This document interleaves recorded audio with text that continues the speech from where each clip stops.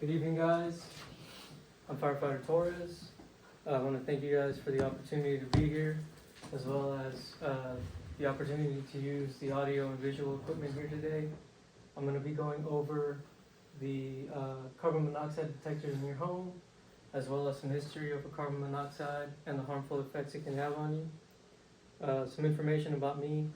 I've been a firefighter for the city of Houston for about 8 years. I was born in South Texas, raised in the city of Houston. I've been here most of my life. I'm grateful to be able to serve the community and the citizens of the city. I also work in a small fire department part-time in the north side. I go back and forth from both fire departments to just try and get as much as experience as I can. I try and constantly train and learn new things every single day, because I want to be able to share my knowledge and share my experiences I've had with everybody as much as I can, as well as take in more information from people just from all kinds of different areas of the city, or different fire departments in the country. I'm gonna play you guys a sound right now, see if you guys have ever heard it before.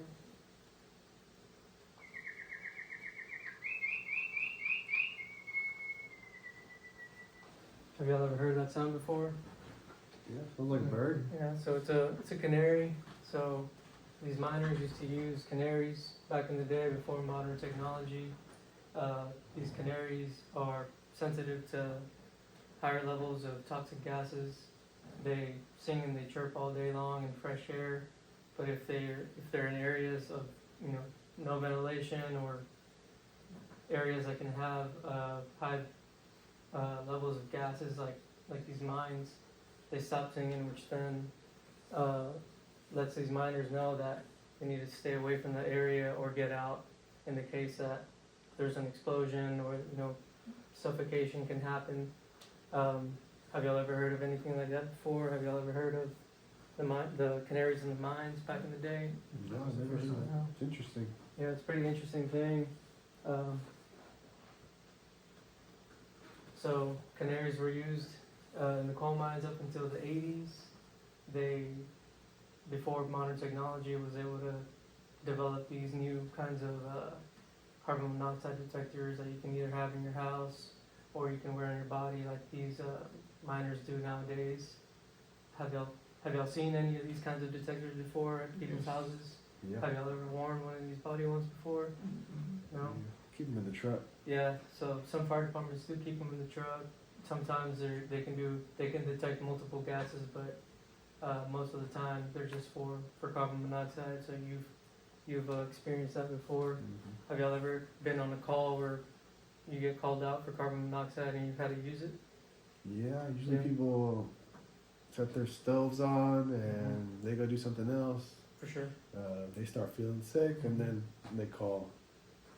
They call us out to make sure to go and check for that carbon monoxide.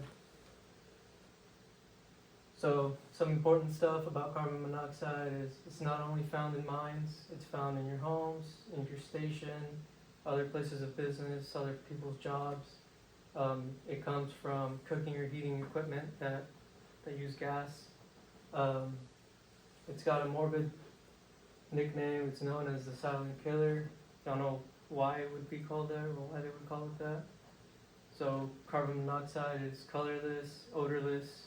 We can't taste it and we can't see it. It's a clear gas. So these early detection systems, such as this carbon monoxide alarm, alerts us to know that there's carbon monoxide in that area, so we can either get out or call 911, or get out of that area, ventilate that area.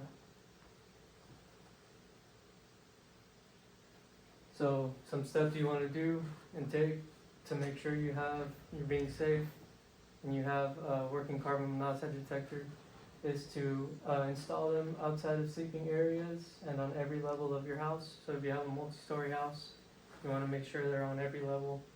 You want to follow the instructions on the package to make sure that you're installing and you're maintaining this alarm correctly as the package suggests.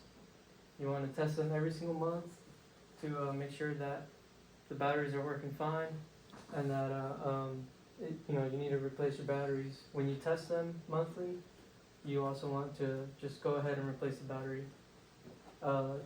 You want to know the different sounds that the CO alarm makes. So it's got a couple different sounds. It's got a low chirp for battery that needs to be replaced. So I'm gonna go ahead and demonstrate that. These usually always have a test button somewhere on them. This particular one is right in the middle. So I'm gonna go ahead and push it. It's a little bit loud, so just giving you a warning on that. It's gonna do that one beep first. It's gonna go through a sequence. Should do one more.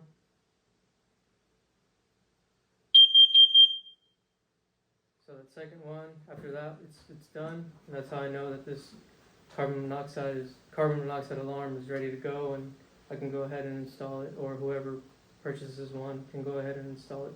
So if you want to pass it around, you want to put your hands on it and see what it's like. Have y'all ever held one or seen one before, changed one out, or helped somebody, change one out on a call? No, not up close. No. So when it chirps, it's low battery, just like a fire alarm? Yep. So that's another thing. Carbon monoxide alarms and smoke alarms are two totally different things. You can't replace one with the other. They're completely different pieces of technology. This one is obviously for carbon monoxide. A smoke alarm is going to be an early detection device for smoke or for fire to let you know, hey, you need to get out of this house right now. There's something burning, or there's fire, or there's smoke somewhere else. So this doesn't detect smoke. It only detects that poisonous gas. You have any questions on that? So should I put one in every room, or? So you want to put them outside of the rooms, and like I said, on every level. So you put one in a room, and it notifies you, it detects you that there's carbon monoxide. It could be too late because it's already in that room. So you want to put it outside of that room. Oh, okay. That way it gives you time to get out, and if there's more people in your house, to let them know, hey, there's carbon monoxide in this house somewhere, so we need to get out.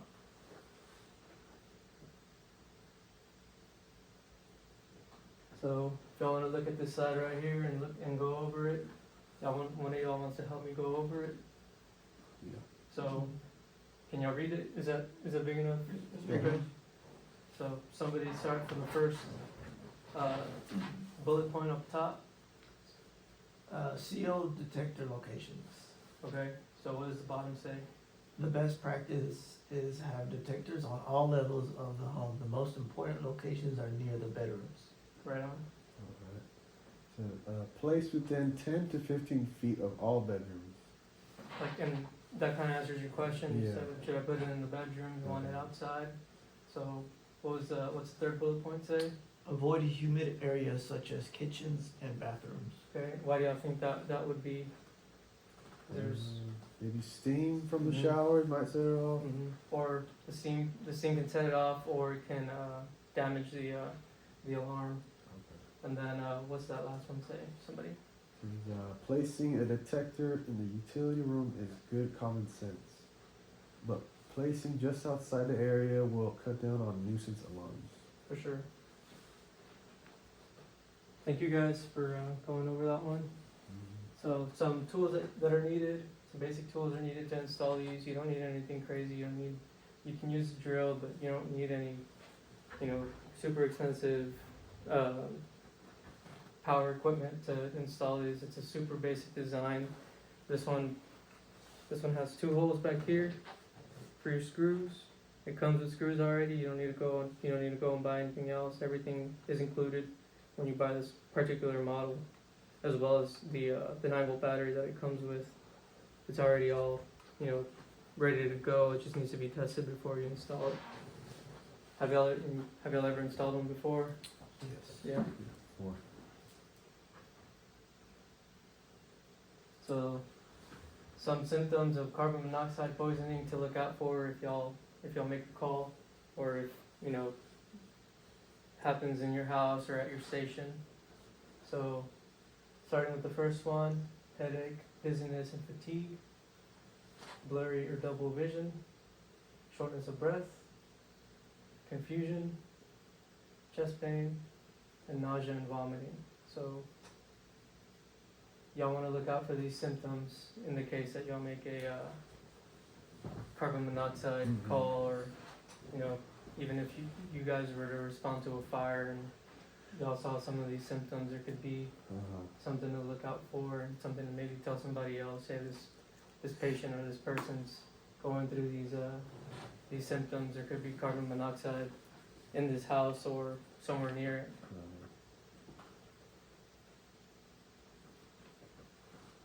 So, somebody want to read what these say and go over them? Yeah. Immediately move to a fresh air locations, outdoors or by an open window door. Okay, so why do y'all think that would be? Just get fresh air For and sure. get out of that contaminated environment. Mhm. And make sure if you have family home, alert them as well. Second bullet point, Make sure everyone in the home gets to fresh air. for sure. Yeah, like I said, make sure everyone's out, make sure everyone's outside, breathing that fresh air. And that's another, to go back to that last slide, look out for them symptoms even though people are outside. Third bullet point, Call the fire department from a fresh air location. for sure, yeah, you want to be outside when you call them. You don't want to be still inside your house and letting them know that your alarms are going off. Just get out. It's safer to just be outside and away from the house. If you can, maybe from the outside of the house, open up the windows and try and get it ventilated. And then the last bullet point, Stay there until help arrives. for sure. Why would you want to stay there? Why do y'all think that is? Just in case you're having those symptoms, that would help you Okay. and help you take you to the hospital or something. And in the case that, for some reason the door gets locked and you left, now the fire department can't get in, or, they're gonna have to damage your property to get into the house to find this, or to look for this, carbon monoxide, detector, or if there is a leak. So if I have like pets in the home, should I go back to try and get them, or? If you have pets, I would just try and get them when you're trying to get everybody out. You don't Yeah. want to go back into your house. You Mhm. want to stay out, and it's sorry to say, but your life is more important than your pet's life. But you for sure want to try and, when you first hear that alarm going off, just to make sure get everybody out. If you can, do a fast sweep around your house to see if everyone's out. And then when the fire department arrives, let them know, hey, I have an alarm going off, carbon monoxide alarm going off, everybody's out, nobody's feeling symptoms, and we just want the house to get checked to make sure that there isn't a hazard in there, be as safe as we can. So, y'all remember in the beginning, when we were talking about that canary bird, do you guys remember how the canaries were used in the mines? They would be used as modern detectors. Yeah, that's what they had. So they didn't have any modern technology like we do now. So that's what they had to revert to, is using a canary. The canary would stop singing, and that's how they would know, I need to get out. Yeah, I'm sure a lot of people died before that. Yeah, so nowadays there's about 200 people a year that die from carbon monoxide poisoning. So what can you do to keep the alarms working properly? We talked about it earlier. Do you guys remember? You would follow the instructions to install it and check it every month and replace the batteries every time you check it. For sure. And do they all use the same kind of batteries? No, some could be It'd different. Yeah. So what's I remember the different sounds that the alarm makes to let you know there's either a carbon monoxide leak or a low battery. Do you remember the difference? It was single chirp, it was low battery, and then Yeah. multiple, it was detecting. Yeah, so single alarm is going to tell you that it's picking up carbon monoxide, and a multiple chirp is going to let you know that it's either low battery or could also be a defective alarm.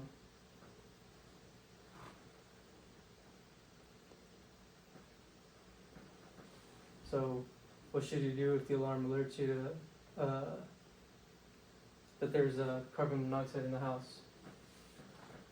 You should go either move to a fresh, to a window, to a fresh air, or exit the structure.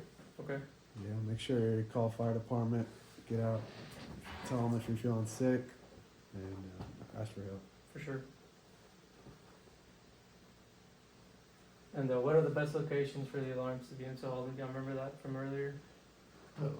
Outside of bedrooms, Outside of bedrooms? Yeah, low to the ground. Mhm. That way it's detected first. Not super low, but not super high, just somewhere in the middle. Just make sure you look over that packaging to make sure that you're installing it correctly. And you guys remember the tools that, do I need a super expensive drill to install this, or No, no?